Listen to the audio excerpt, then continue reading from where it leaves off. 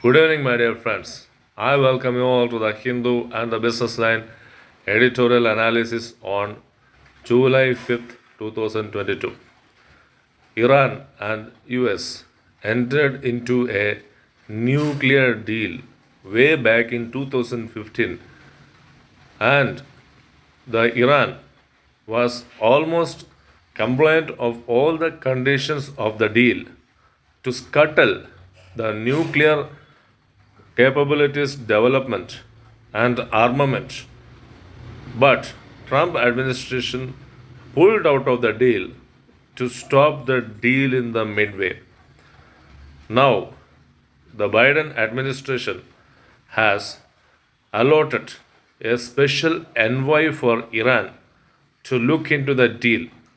The 2015 deal wanted Iran to stop nuclear aggression of its programs. However, after Trump administration pulled out of the deal, Iran again started enriching uranium and developing its centrifuges. Now, halfway the line, Biden administration want to renegotiate the deal. The editorial points that Israel, which is holding a shadow war with Iran, is opposing US Iran nuclear deal. There must be a way out. A way out must be found so that the sanctions against Iran are lifted at the earliest and the nuclear capabilities or nuclear armament of Iran comes to a halt. There is the Portion scheme, which is a continuation or a replacement of the Integrated Child Development Scheme way back in 1975. Now, Prime Minister's overarching scheme for nutrition of children, the Portion scheme, aims at more and more interaction with the mother and child during the first 1,000 days of development of the child.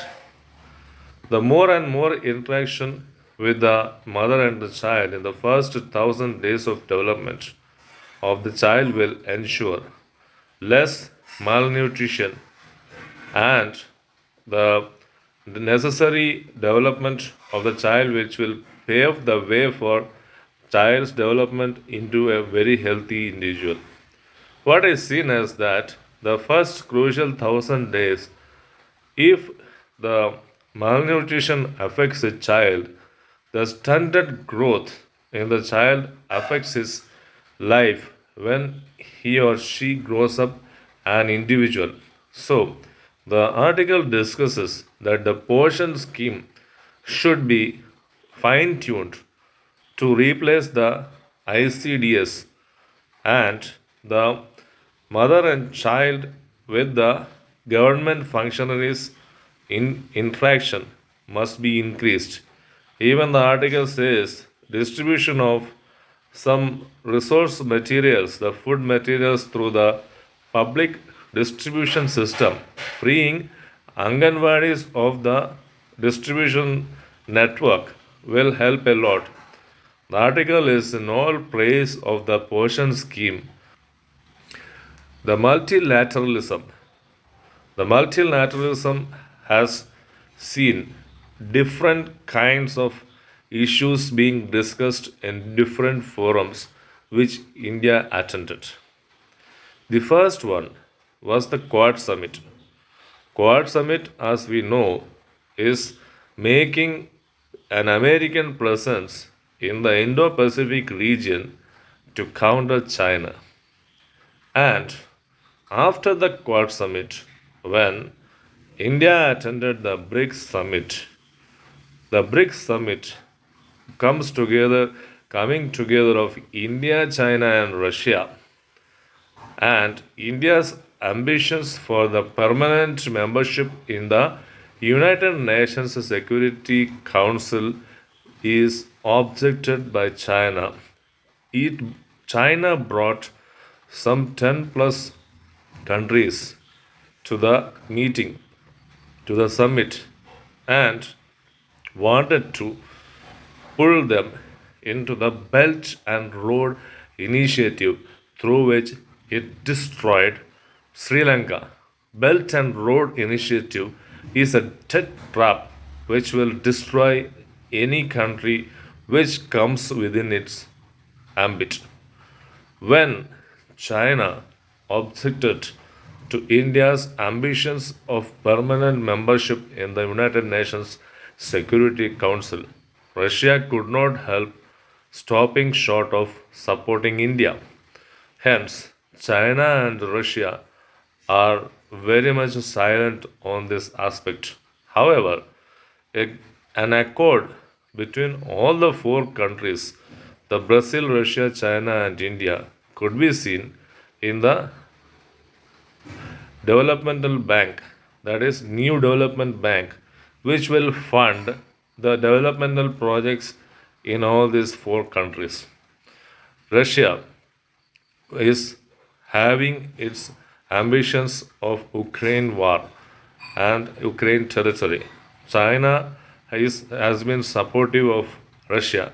So the twin brothers of the communist bloc are just going ahead with the support of each other in the Ukraine war and China's ambitions in the Indo Pacific region. Russia and China are even objecting the renaming of Asia Pacific region into Indo Pacific region because the word Indo is there. Then the meeting at El Elmau, the Scholz Elmau, the picturesque scenery region, the palace in the Alps, attended by India, the G7 meeting of number one industrialized nations of France, Canada, Germany, Italy, Japan, UK, USA, and European Union. India had its ambitions to discuss the renewable energy, the climate change, and the food shortage crisis in G7 summit. However, G7 countries were focusing exclusively on branding Russia as the war crime criminal in Ukraine crisis, Ukraine war. So they were adept at imposing sanctions on Russia and they were busy with it. France and Germany cannot avoid Russian imports of energy. However, they paired with all other G7 countries to brand Russia as necessary to be imposed a sanction. India could not put forward its objectives in the G7 summit. India breathed a heave of relief when it reached, the Prime Minister reached United Arab Emirates. It found a friend in United Arab Emirates President and a few hours of meeting, even expressing sorrow at the former president's death by the Prime Minister was a cordial one. So, the multilateralism having several groupings with different objectives, India finds at a multilateralism stage. Then the falling rupee, the rupee is touching 80 rupees per dollar now. Reserve Bank of India has made several initiatives by reining in inflation through raising the repo rate several times. But more central banks all over the world are more aggressive than Reserve Bank of India, mind you. Therefore, the inflation is still at a higher stage. The core inflation, which is excluding the food items, is at a higher stage. At the same time, the CPI inflation, which is inclusive of food prices, is also at a higher stage. India imposed customs duty on gold imports, thereby restricting gold imports and trying to maintain the depreciating rupee at a controlling level, but it could not last. India's forex reserves, which had reached $640 billion, is coming down with the foreign portfolio investors exiting the market at a higher pace in one count, and on another count, the rising import prices of petroleum oil. So, the forex reserves dent had its toll on India's forex reserves coming down marginally, and which is making an flock over United States in markets, dollar denominated markets, because US Federal Reserve raised its interest rates. So, the reining in inflation and controlling the fast depreciating rupee has become a challenge for India. Then the nodal agency, single nodal agency proposed by the Indian government in March 2021 to monitor the centrally sponsored scheme's devolvement of funds is finding some initial hurdles. The state of Orissa adopted it. The single nodal agency scheme, the SNA scheme, adopted it, having much perseverance. However, the debt burdened states like Kerala are finding it difficult because the scheme is such that the 21 days the central government will transfer funds to the states, and the states have to open an account with the commercial banks, and from there the implementing agencies will be transferred funds. Only when the 75 percentage of the central funds are transferred to implementing agencies, the state share of funds will be released in next 40 days. So what happens is that this is a very cumbersome scheme. For example, during the monsoon, there will not be any centrally sponsored scheme which can be implemented. However, the scheme requires that single nodal agency scheme requires that the devolution of funds, 75% of the funds to the implementing agencies must happen within the period between 21 days and 40 days. This is a hefty task which is very difficult. So, the article suggests that the central government must implement the single nodal agency scheme in leaps and bounds, in stages, not in a haphazard manner, because many states will not be able to take it. Then, as we know, the farm laws were repealed, much from the protest of several farmer organizations, especially the middlemen in the Mandi markets organizations who objected to the farm laws.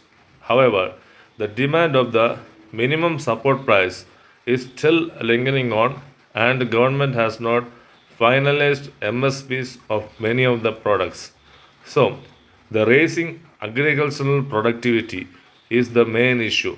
In India, the farm hold per agriculturist is 1.2 hectares or 3 acres, whereas in China it is zero point 0.6 hectares or 1.5 acres. However, China's productivity is in agriculture is way ahead of India because the water absorption capabilities in China is much higher, and China is having a very planned approach towards agriculture. Hence, China has been able to reap the benefits of increase in productivity in agriculture, and it has reduced the number of non-agricultural workers in the economy. In India, the agricultural rural population are 54 percentage of the population. However, the 54 percentage of the population now depend on non-agricultural wages up to 40 percentage. What it implies is that there is a urban rural disparity. The urban rural disparity is caused by the spending patterns between urban population and the rural population. The recently leaked data from the National Statistics Organization shows that it is reaching 2.9 times. That is, the urban people are spending 2.9 times ahead of the rural population.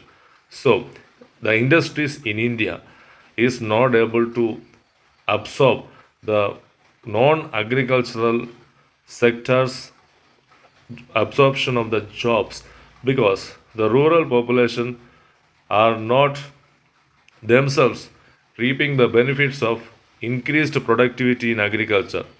Hence, the increasing the productivity in agriculture also requires that the farmers are introduced to better health and education. So, the article concludes by saying that the welfare measures must be catered in so that rural population are happy. Friends, I have come to the conclusion of the Hindu and the Businessline editorial analysis. I hope this discussion were very much useful to you. Bye for now. Meet you tomorrow. Good night.